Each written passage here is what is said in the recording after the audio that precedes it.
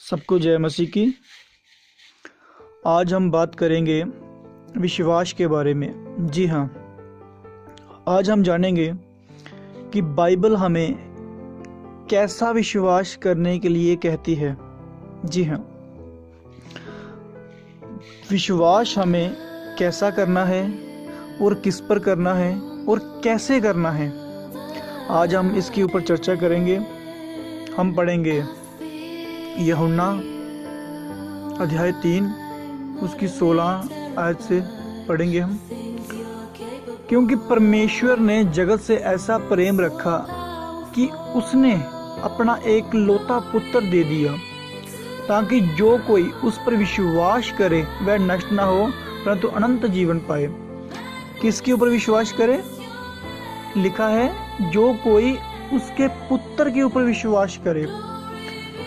कुछ लोगों का विश्वास ये है कि मसीह पिता है, मसीह खुदा है, लेकिन बाइबल तो ऐसा विश्वास करने के लिए कहती नहीं है। बाइबल तो कहती है जो कोई लिखा है जो कोई परमेश्वर के पुत्र के ऊपर विश्वास करे। विश्वास हमें हमारा होना चाहिए कि मसीह खुदा का बेटा है। हमारा विश्वास ये नहीं होना चाहिए कि मसीह खुदा है या मसीह पिता है। अगर हमारा विश्वास ये है तो आगे देखिए वचन इस विश्वास के विषय में क्या कहती है। परमेश्वर ने अपने पुत्र को जगत में इसलिए नहीं भेजा कि जगत पर दंड की आज्ञा दे, परंतु इसलिए कि जगत उसके द्वारा उद्धार पाए।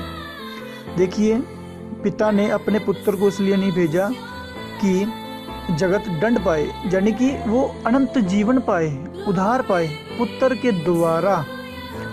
आगे हम पढ़ेंगे जो उस पर विश्वास करता है उस पर दंड की आज्ञा नहीं होती, परंतु जो उस पर विश्वास नहीं करता वह दोषी ठहर चुका, इसलिए कि उसने परमेश्वर के एकलौते पुत्र के नाम पर विश्वास नहीं किया। दोषी कौन ठहर चुका? दंड की आज्ञा के दंड की आज्ञा किसके लिए है? वो जो पिता के पुत्र का इनकार करता है, यानी कि जो पुत्र को पुत्र करके नहीं मानता, वो दंड की आज्ञा के योग्य है। क्यों? विश्वास हमारा ऐसा होना चाहिए जैसा हमें वचन सिखाता है। मैं फिर से वचन पढ़ देता हूँ। जो उस पर विश्वास करता है, जो उस पर यानी कि मसीह पर, उस पर दंड की आज्ञा नहीं होती, परंतु जो उस पर विश्वास नहीं करता वह दोषी ठहर चुका, इसलिए कि उसने परमेश्वर के एकलौते पुत्र के नाम पर विश्वास नहीं किया। परमेश्वर के एकलौते पुत्र के ऊपर विश्वास नहीं किया। हम विश्वास कौन सा करते हैं कि मसीह खुदा है, मसीह पिता है, लेकिन बाइबल तो हमें कहती है मसीह पुत्र है और तुम पुत्र के ऊपर विश्वास करो। यानी कि ये विश्वास नहीं करना कि मैं मसीह पर विश्वास करता हूँ, ये विश्वास नहीं है। मसीह पर विश्वास तो करना है, लेकिन विश्वास हमारा होना चाहिए कि मसीह खुदा का बेटा है, क्योंकि वचन हमें सिखाता है मसीह खुदा का बेटा है। हम इसे आगे और क्लियर करेंगे। हम पढ़ेंगे यूहन्ना अध्याय 20 उसकी 31 आयत। लिखा है परंतु ये इसलिए लिखे गए, ये जो वचन लिखे गए ना, क्या क्या कहता है वचन? परंतु ये इसलिए लिखे गए हैं कि तुम विश्वास करो कि यीशु ही परमेश्वर का पुत्र मसीह है और विश्वास करके उसके नाम से जीवन पाओ। क्यों लिखे गए ये जो वचन लिखे गए हैं, ये क्यों लिखे गए? कि हम लोग विश्वास करें कि मसीह परमेश्वर का पुत्र है।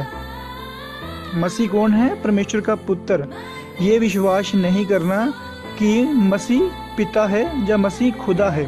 विश्वास हमारा होना चाहिए मसीह खुदा का बेटा है, यहोवा का बेटा है मसीह। ये बाइबल हमें सिखाती है विश्वास करने को, ठीक है ना। ये विश्वास हमारा होना चाहिए।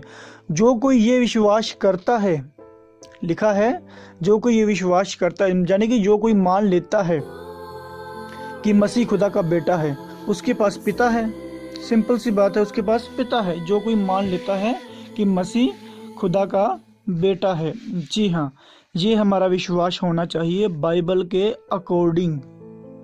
हम अपने तरीके से नहीं चल सकते। अगर हमने खुदा को, परमेश्वर को हमने अगर बाइबल से जाना है तो बाइबल के तरीके से ही हमें चलना पड़ेगा, और बाइबल से ही हम सब कुछ साबित करेंगे।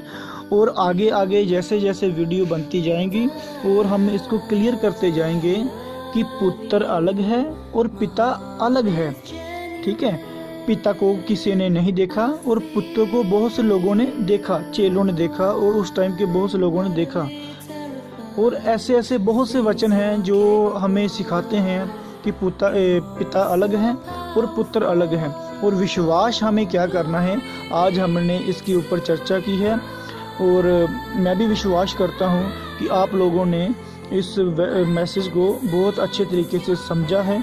अगर कोई नहीं समझ पाया तो वो हमें कमेंट कर सकता है, मैसेज कर सकता है, यूट्यूब पर कर सकता है और फेसबुक के ऊपर मैसेज या कमेंट कर सकता है।